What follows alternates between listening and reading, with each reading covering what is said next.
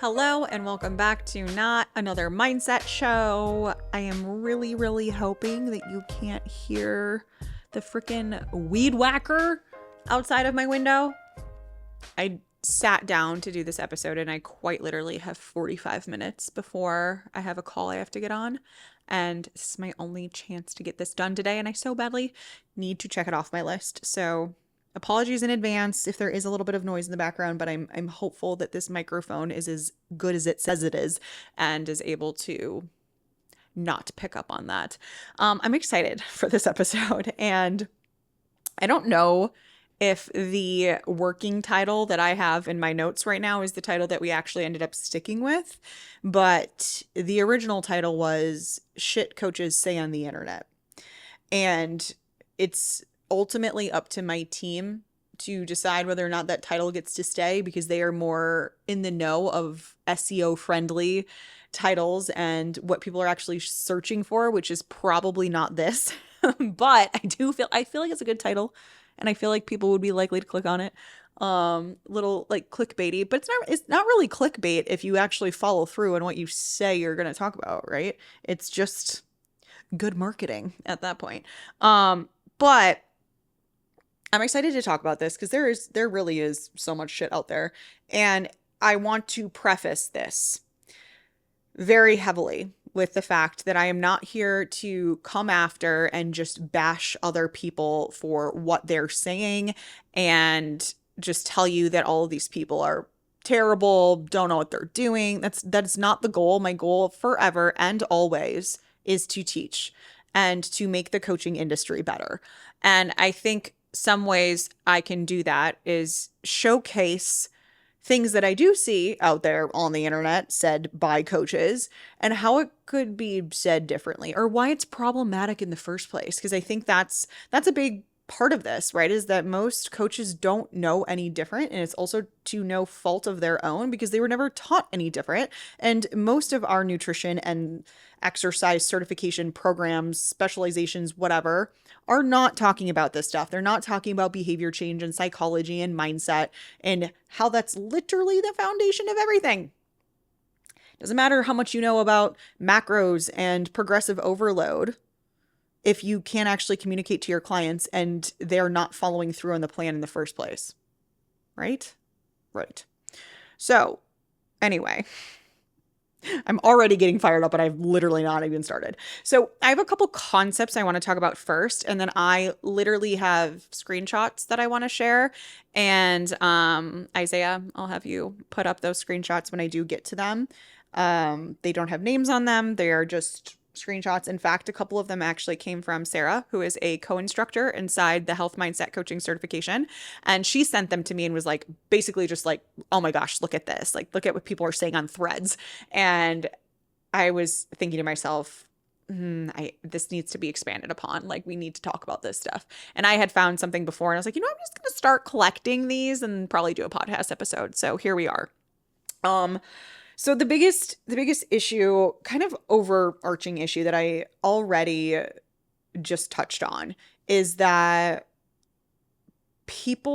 coaches, health and fitness professionals don't have the training and the education that they need in order to really help clients work through like self-sabotaging behaviors, lack of adherence, not able to stick to the plan, low motivation, all of this stuff.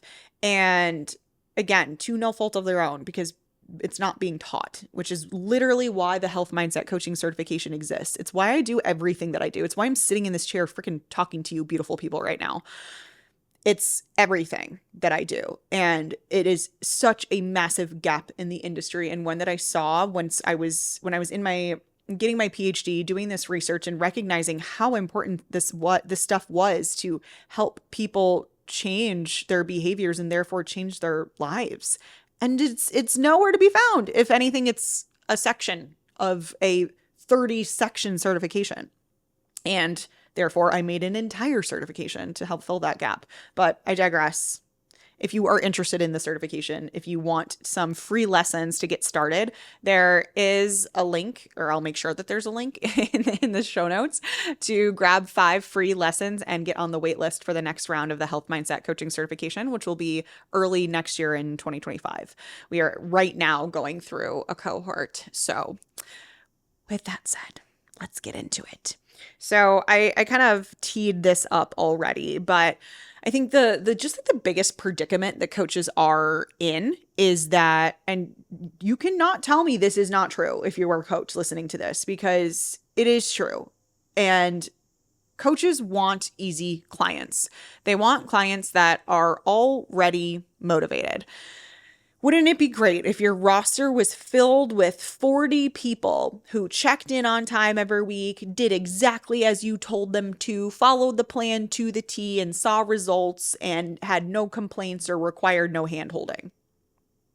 Easy money makes your life so much better. You probably feel like you're a much better coach in those situations. There's so much good that comes from that, but it's not reality. And it will never be reality. It can get pretty close to reality if you have the tools and the skills to help your clients work through this stuff, but they still are going to start somewhere, and that somewhere is likely not motivated. If people were motivated, they knew exactly what they needed to do, they didn't need a ton of handholding and help, they didn't need you to repeat the same thing multiple times, then they wouldn't be hiring you. They wouldn't need you if they were already motivated. And that is the predicament. That is the biggest predicament. Coaches want easy, already motivated clients, but the fact of the matter is people are coming to you because they're not motivated. And they need your help with that. If they could do this stuff on their own, the coaching industry wouldn't exist. Okay, so that's the main predicament. So first and foremost, for your own mindset's sake, really spend some time thinking about this. Do you really, really want just only easy clients? Like, I have heard this so many times for coaches that it's like, don't even sign up to work with me if you're not ready to get started and you're not going to put in the effort, and this is a two-way street, blah, blah, blah. And like, oh yeah, it's true. It is a two-way street. It's a relationship. That's absolutely the case. There needs to be effort on both ends. But the biggest but, people aren't already in a place to be consistent. That's quite literally your job as a coach. So if you are currently listening to this and thinking, okay, I hear you, I'm willing to listen to this and understand that is the case, but I don't know what I'm supposed to do. My hands are tied when they're self-sabotaging. I don't know how to help them in those situations. Then you need to get more education and training. And shame, like zero shame in this plug. That is why the health mindset coaching certification exists. I also have a lot of lower tier programs like DIY workshops, the mindset coaching kickstart, the self-sabotage solution, a bunch of things to kind of get you started. I also have tons of free resources. I mentioned those 5 free lessons before. My freaking Instagram content, this podcast is full of free tips and tricks to help your clients with these things. So just know that it is possible, though, that because clients are unmotivated, they're self-sabotaging, whatever, and it feels like you can't do anything about that. You just want to fill your roster with clients who are the opposite of that and are the easy ones, right? Just know that that doesn't have to be the case. And in fact, you can get to a point, and my students will attest to this, where you get excited when you have a client who feels stuck in their ways, they have limiting beliefs, they're self-sabotaging, because you actually know how to help them. And that's kind of like at the core of the matter. Is like, if you don't know how to help them, then you're not going to be able to, and you're going to constantly be seeking the easy clients. But the reality is, all of the clients out there that are yours for the taking, 90% of them are unmotivated and cannot stay consistent, and that's why they need a coach. So that is like, that's the kind of the foundational predicament that we're in here.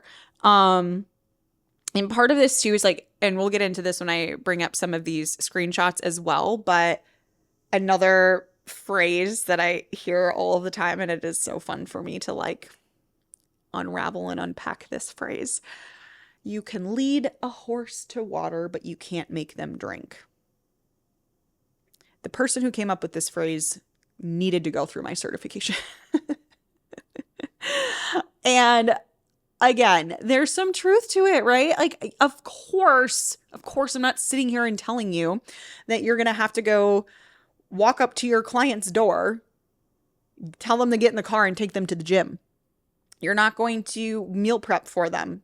You're not going to look in the mirror with them and say, you look beautiful. Don't you dare say one bad thing about your body. You know, like, you're not going to be able to do those things. And yes, that's true, obviously, right? But you can do other things. You can do a lot of other things to help that client drink said water. You can lead a horse to water, but you can't make them drink. No, but you can sweeten the water. But you could maybe go grab a bucket, fill it with water, and bring it to them and explain to them how you did that. You can ask them, anytime in the past when you've drank water, how are you able to do that? Tell me more about that time. If you can't do it right now, no big deal, but let's talk about when you were able to do it in the past. There's a lot of things you can do to make that water easier to drink, more likely to drink, more drinkable by your client. I don't want to, it's going to say, I feel like what's the phrase, like, you're beating a dead horse, which is funny because I'm talking about horses drinking water. It's also an awful phrase. Is there a better one? I don't want to beat a horse ever, dead or alive. Jeez. Rough. All these phrases about horses. So with that said, that is the perspective that I want you to take going forward as a coach, that you don't need to do everything for your clients. You're not expected to do everything for your clients, but there's a whole hell of a lot of things that you can do to make things easier on your clients and help them, guide them to a place where they are doing it for themselves. And that is the beauty of mindset and behavior change work with clients, is that it will be a little bit more work up front for you, for sure. I'm not going to lie about that. Like, you may have to ask more questions. You may have to do more things. You may have to spend more time with that person. But then over time, they are going to start to figure out how to do things on their own, and it's going to require less time for you. It's kind of like a reverse situation, because in most just like standard coaching relationship with a coach who doesn't have any understanding in these areas that we're talking about, that client may start off more motivated than not because they're excited, they're getting started, they're doing something new, they just hired a coach, and then a few months in, they start falling off, they stop checking in, you're a few more months in and you're like barely hearing from them, or when they do, they're like half-assing it, or they are really consistent through the week and then not consistent in the weekends. And now it's taking more time from you at that point, like later on in the relationship, because you're having to go back to them and suggest new things and try this other thing and get on the phone and talk about other solutions and come up with the game plan number 645. And that's all going to be really frustrating for the both of you and take a lot of time, and it's going to get you nowhere. Whereas if you're implementing some of this stuff at the forefront from a mindset and behavior change perspective, it's going to take you a little bit more time, but it's not going to be super frustrating. It's going to show more success, more results for your clients quicker and better, and just make it easier and less time consuming later on. And that client's more likely to stay with you longer too, so your retention increases. You know, it's just, obviously I'm incredibly biased, but that is really the way we should all be coaching. So let me pull up some screenshots here. So I have 3 that I want to share. Which one do we want to start with here? Oh, man. Okay, so there is a theme amongst all of these too that is just lacking personal responsibility. And when coaches lack personal responsibility and they're putting the responsibility off on the client to not be successful, not stick with the plan, whatever, it's the client's fault, right? It's not the coach's fault. The coach is upholding their end of the bargain by making the plan, and the client just needs to execute. This is really, to me, an indicator that the coaches who are doing this have a fixed mindset, because they are assuming that they can't do anything. They're assuming that this person who's not checking in, they are not consistent with the plan, whatever, that's on the client. As your coach, I can't do anything about that. So whose responsibility is it? Of course, the other party, the client. Can't be me as the coach. And that is such a fixed way of seeing things because, again, the reality is that there is so much you can be doing and you should always be operating from a place. If you're multitasking right now, come back to me and listen to this because it is so important. And if you're a coach, this is something you need to be always coming back to. In a situation where you're frustrated, where a client's not sticking to the plan, where there's self-sabotaging patterns going on over and over again, if you can just try to remain in this place of there's something that I can do here to make this better and make it easier for this client. I am responsible for this person's success. And here's the thing. I don't want you to take full responsibility because it is a two-way street. This is a relationship. But the more you can operate from taking responsibility rather than pushing off responsibility to the client, the better coach you're going to be. Period. End of story. So, okay. On that note, God, I am just going off and I kind of anticipated that I would do this. Okay. So the first one is actually these are all from threads, which I really don't spend a lot of time on. And when I do, I end up making podcasts like this, apparently. So I was actually responding to Eric Helms, which we love him in the evidence-based strength training space. He had a really great thread. I'm not going to read the whole thing because it's a pretty beefy what was I just saying? Pretty beefy paragraph.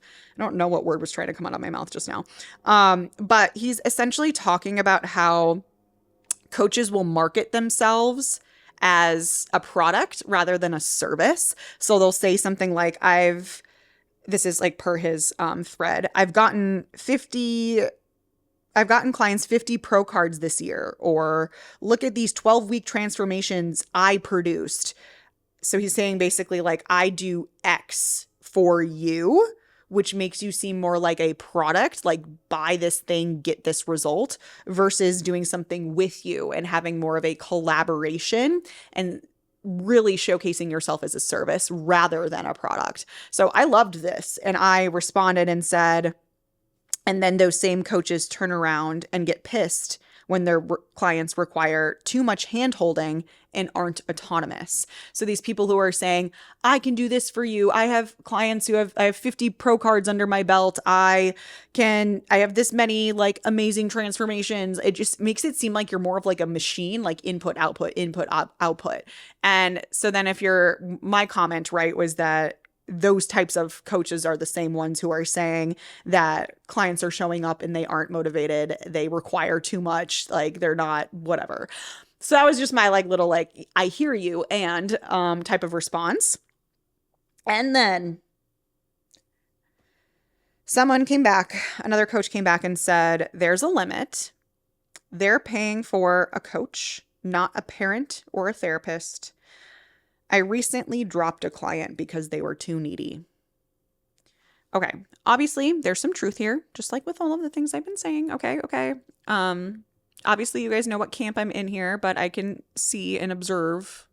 I have psychological flexibility for those of you who listened to the last episode, and I can see other perspectives and understand. You're right. If someone's paying for a coach, they aren't looking for probably mothering or fathering. They're not looking to have a therapist in the room. And coaches who act as therapists should not be doing that if that's the case. Like that's not what coaching is. Please don't pretend to be a therapist if you're not one, obviously. So, okay, there's a limit. So if you have a client coming in and saying like, I'm looking for therapy, I'm looking for a parent figure, then like, please talk to that client and say, that's not what I'm doing as your health and fitness coach.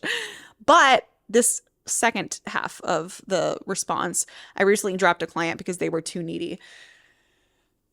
My first raw, blunt, unfiltered thought is that the reason that this client is too needy is because of this coach. And I say that with pretty full confidence given the rest of the thread, that it's just immediately not taking responsibility, right? And again, I agree. As a coach, you shouldn't be a parent or a therapist. Like that should not be the role that you're playing in your clients' lives. But just even bringing that up, that it's just an immediate pass off of responsibility. And the fact that this person dropped a client because they were too needy, like, where's that coming from? Like, my first reaction would be like, where is this neediness coming from? Why do you feel so dependent on your coach that you are so needy? What is lacking in that relationship? And I always like to come back to, and I believe I explained this in previous episodes. I hope I did. If not, I'm definitely going to say it again because it's so important. Basic psychological needs, things that at a basic level make you feel like you can stay motivated, continue working towards things, are ABCs: autonomy, belongingness, and competence. So if you have a client who is really needy, really reliant on you, my first thought would be, are they missing some autonomy? Do they actually feel like they belong in the coaching relationship, in your community? Do they actually feel like they have some competency, some skills, the ability to do the things that are maybe being asked of them? And I am making an assumption here, but I feel like there's a good chance that this client that was fired by this coach actually was lacking one or maybe all of those things, and therefore felt like they needed to glom on to the coach to get everything from them because they didn't feel competent or autonomous enough to do it themselves. And that really, more often than not, is what's at the core of quote unquote needy clients. If a client feels extra dependent on you and needy, that's because they're not getting something in the coaching relationship that would help them feel independent and to make their own choices. And I think I'm going to leave it at that for that one. Okay. The next one, which one? I got two more. Okay, so this one is, this one's good because, I mean, it's not good, but it's relevant to what we are talking about. And very relevant to what I was already saying with the, you can lead a horse to water, you can't make them drink type of comment. So this person, this coach said, lifestyle change is hard.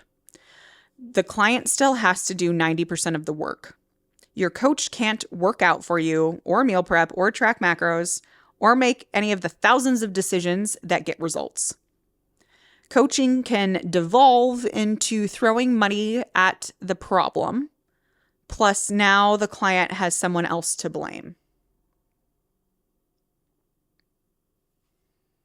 I really need to sometimes just like pause and think about how I'm going to react to these things, because I've also, to be totally honest with you all, I have put up certain reels and ads talking about this stuff, that there are so many coaches out there who like claim to be mindset coaches but don't have any formal training, or there's stuff like this going on that's really not helping clients see results, and coaches are frustrated but don't realize that they are part of the problem. And I get reamed a lot of the time, mostly on ads, not so much on Instagram, because you guys are like my people and you get it and you support me and you love me, I hope.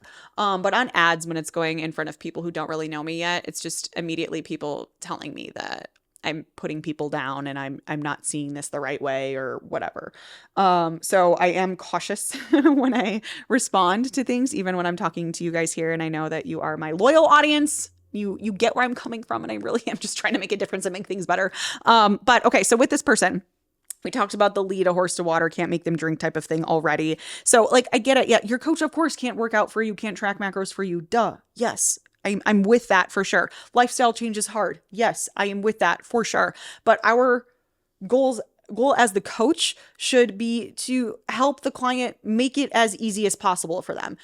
Not see it as like this super hard, arduous task, this thing that is going to be so difficult for them to change. And so the fact that this coach is starting with lifestyle change is hard already makes me think like she's saying this is a really difficult thing, and that may be what she's going to her clients and saying. And I think it's totally fair and honestly a good thing to go to your clients and say like, you've been operating in this way and have had these habits and behaviors for so long, it's not going to change overnight. And it is going to feel difficult sometimes, but just know, this is the important part. Just know that when things are difficult and they feel challenging, that means you're brushing up against your new lifestyle, your new way of being, that change that you're seeking. You're brushing up against that every time you feel that challenge. And if you're just saying lifestyle change is hard, 90% of this stuff is on the client, not the coach, I don't think you are having the conversation in the way that I was just describing it about things being difficult. So that's where my brain goes with that also. And the idea of like coaching just turning into throwing money at a problem, I'm sure that can happen, right? But again, if you're approaching like your sales calls and prospective clients thinking, oh, this person just wants to throw money at me and hope that the problem of their unhealthy lifestyle goes away. If that's the place that you're operating from as a coach, I'm assuming you're probably not feeling really good about your job. Like if that's the place that you think that people are coming from, it's really not productive. And now the client has someone else to blame. So if you just see as a like I'm a health and fitness coach and I am here to give my clients someone to blame. Like, gosh, what an awful existence. Really, not to be dramatic, but so again, it's lack of personal responsibility all said and done within that specific thread. And I really have to think that coach would probably be so much happier and feel so much better doing what they're doing if they were coming from a place of, it's my job to make lifestyle change easier, even though it is something that is hard. It's my duty as a coach to help this client not feel like they're just throwing money at a problem, but they're really getting something out of this that's going to change their life forever. And how much different being in that perspective, that mindset about what you're capable of as a coach than the latter. And again, I do think a lot of this comes down to a fixed mindset and the just unfortunate standing that the health and fitness coaching industry is in.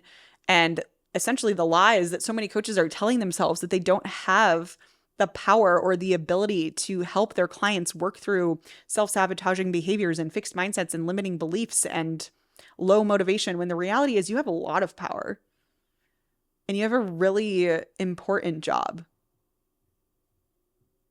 And it's really cool what we get to do. So the last one I will bring up here, because I'm starting to feel a little bit like icky getting into these, to be honest.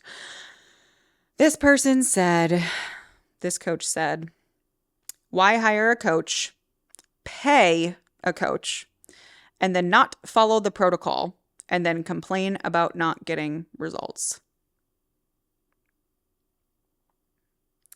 This one is, why are you a coach? Like, honestly, that's my first thought. Why are you a coach in the first place? If you are expecting every person to pay you, follow everything to a T and see immediate results, because that is not what coaching is. I'm sorry that you need to find a new profession. Maybe that was a little bit harsh. Because again, like reeling it in, Kasey, reel it in.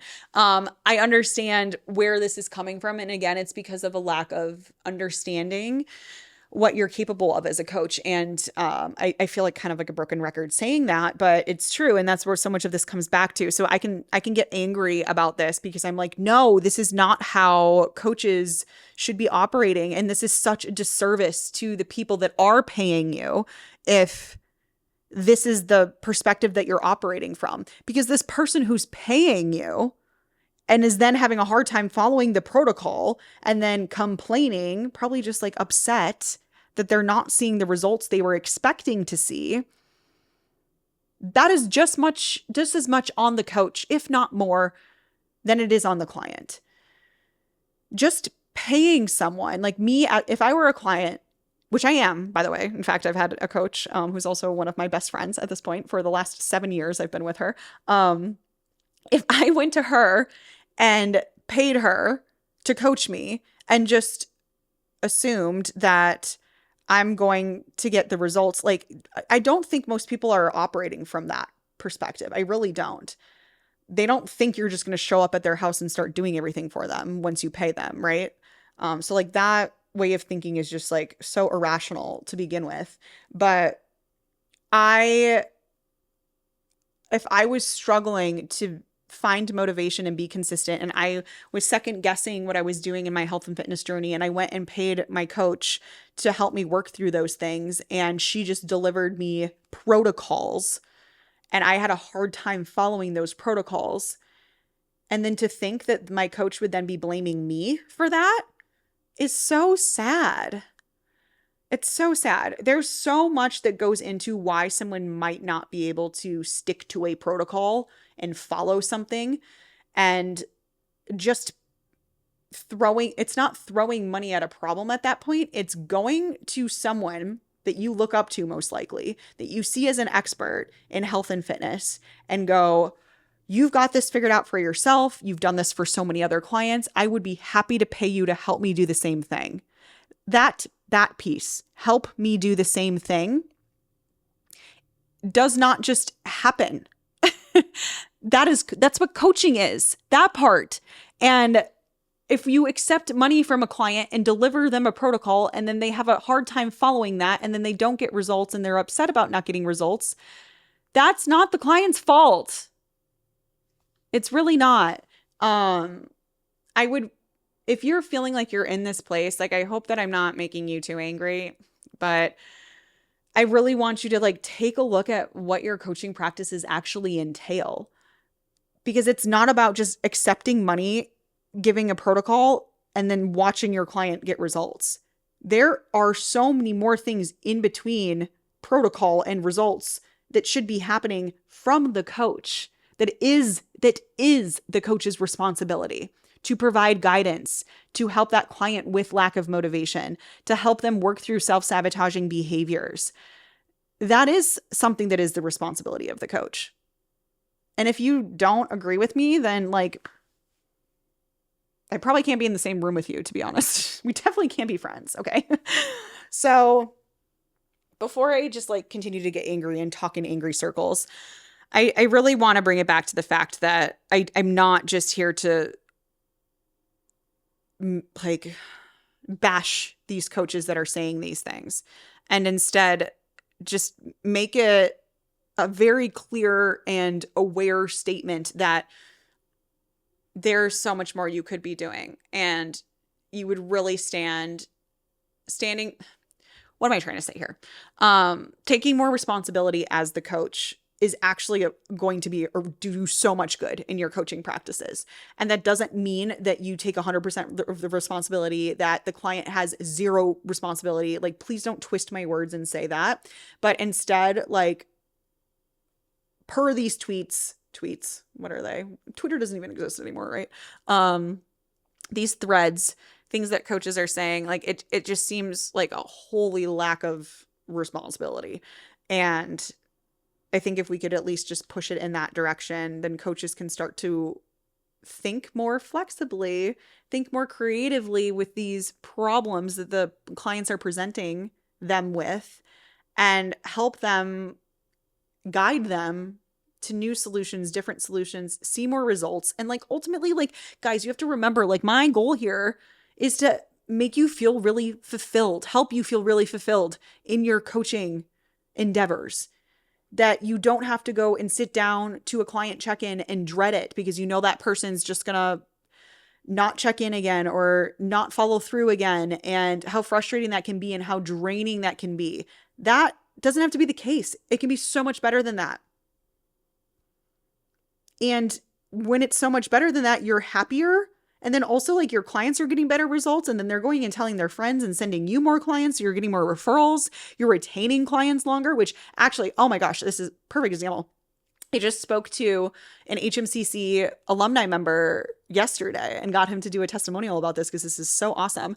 And prior to HMCC, his clients were only staying for like 3 to 4 months on average, I believe. And now the average is 11.4 months that clients are staying. And he attributes that entirely to going through the health mindset coaching certification and learning these skills that I'm talking about, and probably taking responsibility for his client's success and not just pushing it off on the client, right? So, hi, how beautiful is this? Your clients feel better, you feel better, you're happier, you're more fulfilled.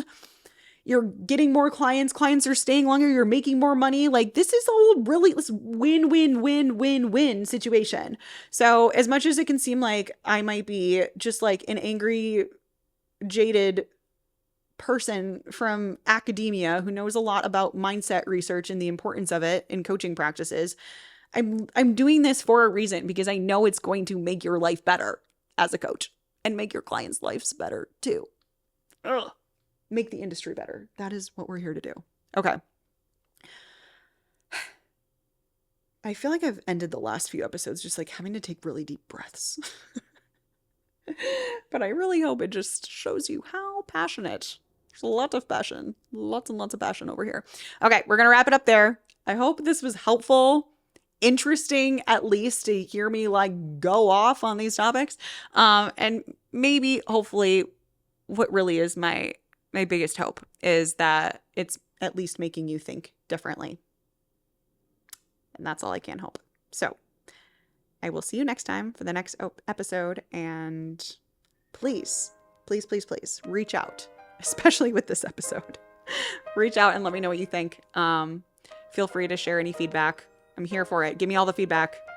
We've talked about feedback in previous episodes, and it is really important to get that feedback. And I will actually officially leave it at that, and see you next time.